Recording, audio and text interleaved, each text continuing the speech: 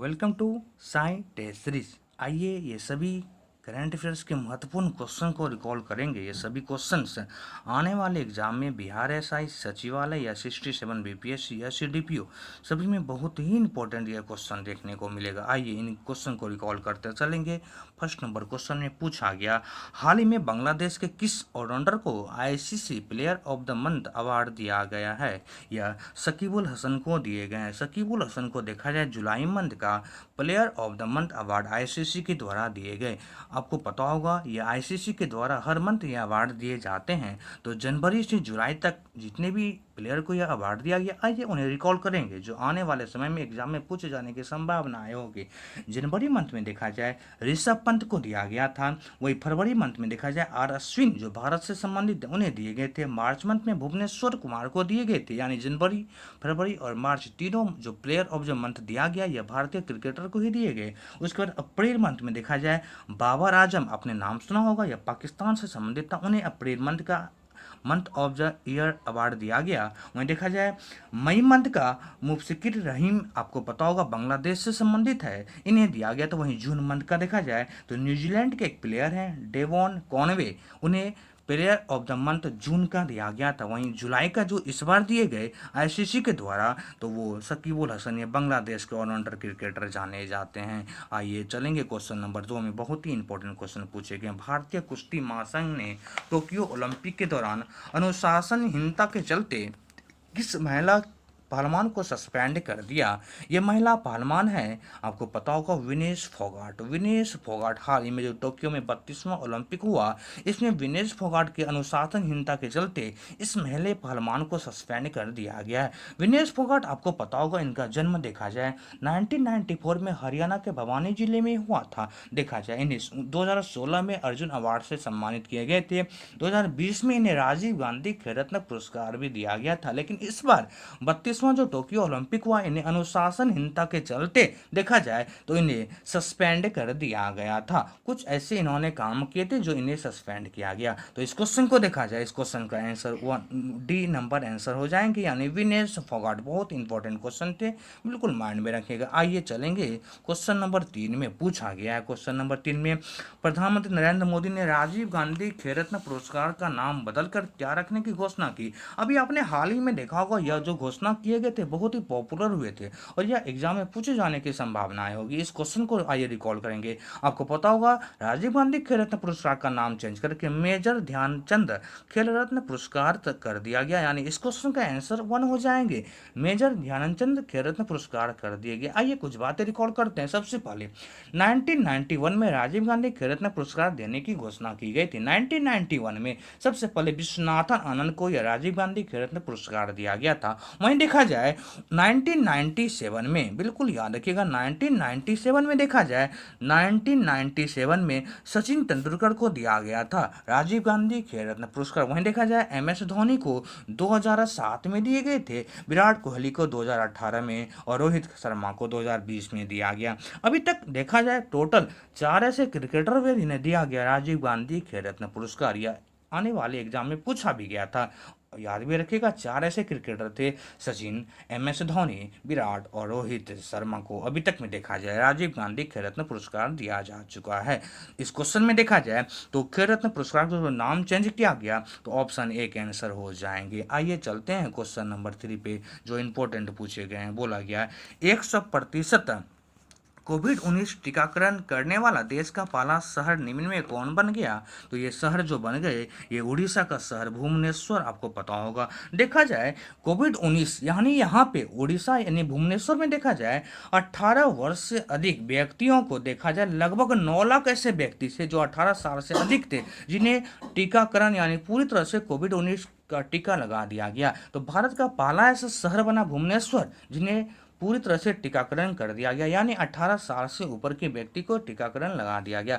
भुवनेश्वर देखा जाए उड़ीसा से एक कोविड-19 के दरमियान में ही एक इंपॉर्टेंट योजना स्टार्ट किया गया था उड़ीसा सरकार के द्वारा। यह योजना था आशीर्वाद योजना। आशीर्वाद योजना उड़ीसा सरकार के द्वारा लॉकडाउन में ही स्टार्ट किए गए थे, यानी कोविड-19 को देखते हुए ही स्टार्ट किया गया था आशीर्वाद योजना, याद रखिएगा। इस क्वेश्चन को देखा जाए भुवनेश्वर हो जाएंगे। आइए चलते हैं क्वेश्चन नंबर 5 में। पूछा गया अंतर्राष्ट्रीय मुद्रा कोष के अनुसार 2021 के लिए वैश्विक विकास दर लगभग कितनी परसेंट रहेगी? तो ये वैश्विक विकास दर लगभग जो बताया गया है, यह लगभग देखा जाए तो 6% रहने की संभावनाएं हैं।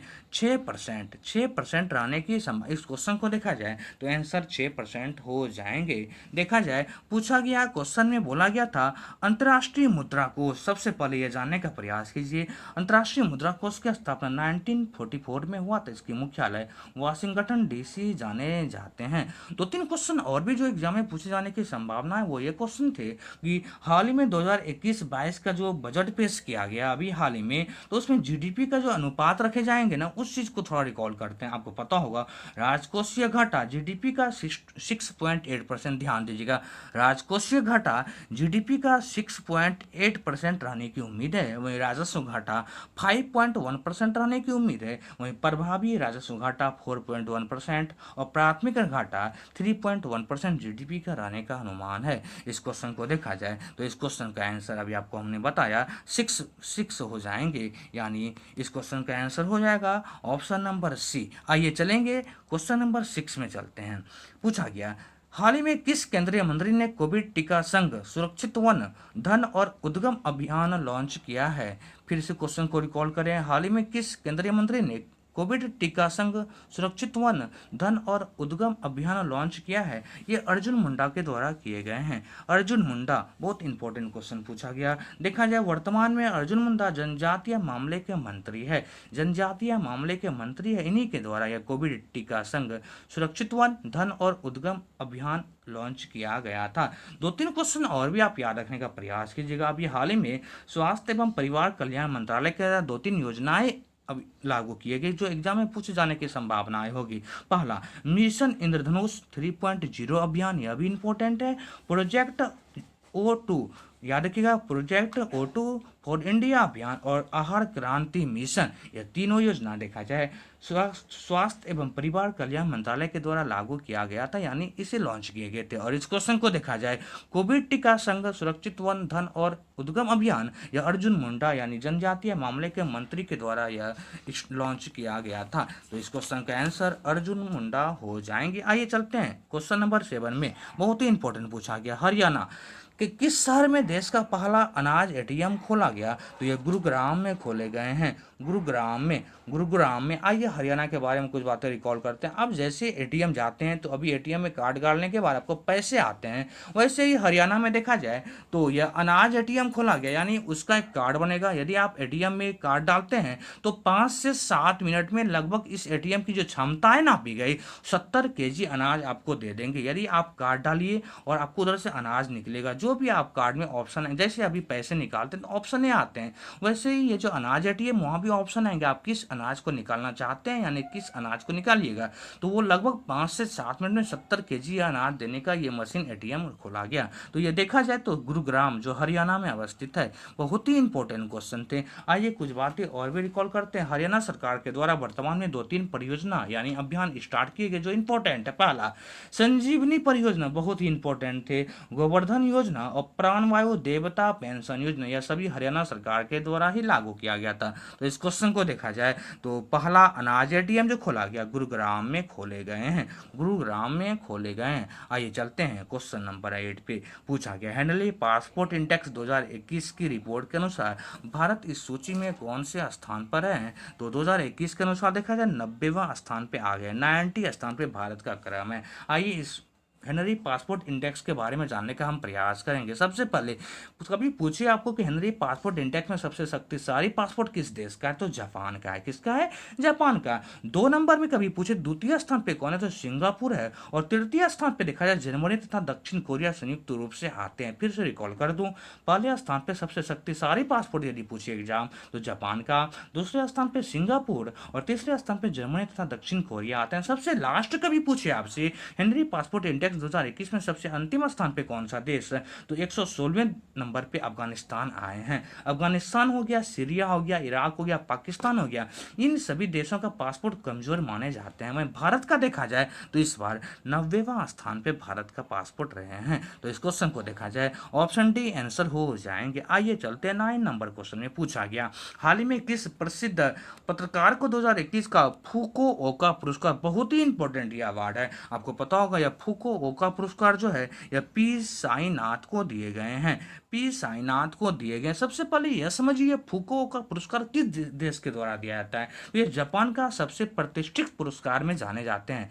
फूको ओका पुरस्कार जापान के द्वारा सबसे प्रतिष्ठित पुरस्कार में दिए जाते हैं। देखा जाए अभी तक भारतीयों में 3 ऐसे भारतीय हुए जिन्हें यह पुरस्कार दिया गया। सबसे पहले देखा जाए ए.आर. रहमान को यह पुरस्कार दिया गया था, फुकुओका पुरस्कार। उसके बाद इतिहासकार का एक नाम आपको पता होगा, रामचंद्र गुहा।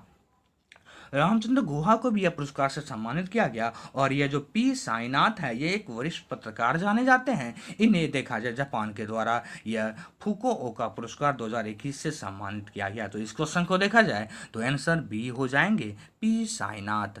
पी साईनाथ। आइए चलते हैं क्वेश्चन नंबर 10 पे चलेंगे। पूछा गया, हाल ही में किस मंत्रालय ने एक ऑनलाइन पोर्टल उत्पादक एवं सेवाओं को बढ़ाने के लिए प्रशिक्षण लॉन्च किया है? तो देखा जाए इस क्वेश्चन में इसका आंसर जो दिया गया ये सामाजिक न्याय और अधिकारिता मंत्रालय हो जाएंगे। सामाजिक न्याय अधिकारिता मंत्रालय। आइए इस क्वेश्चन को समझने का प्रयास करते हैं। पूछा गया था, हाल ही में किस मंत्रालय ने एक ऑनलाइन पोर्टल, आपको पता होगा भी लॉकडाउन में बहुत सारे ऐसे मंत्रालय थे, केंद्र हो या राज्य सरकार हो, उन्होंने बहुत सारे मोबाइल ऐप और पोर्टल लॉन्च किया जो बहुत ही इंपॉर्टेंट क्वेश्चन आने वाले एग्जाम में हो जाएंगे। तो 2-3 चीजें हम रिकॉल करते हैं, ध्यान दीजिएगा। इस क्वेश्चन में ऑप्शन में दिया गया था रक्षा मंत्रालय। रक्षा मंत्रालय के द्वारा एक महत्वपूर्ण पोर्टल लॉन्च किए गए थे, सृजन पोर्टल, याद रखिएगा, सृजन पोर्टल रक्षा मंत्रालय के द्वारा लॉन्च किए गए थे। वहीं और 2-3 पॉइंट याद रखने का प्रयास कीजिएगा। शिक्षा मंत्रालय, जो मानव संसाधन विकास मंत्रालय का नाम चेंज कर दिया गया, शिक्षा मंत्रालय, इनके द्वारा 2-3 पोर्टल याद रखेगा।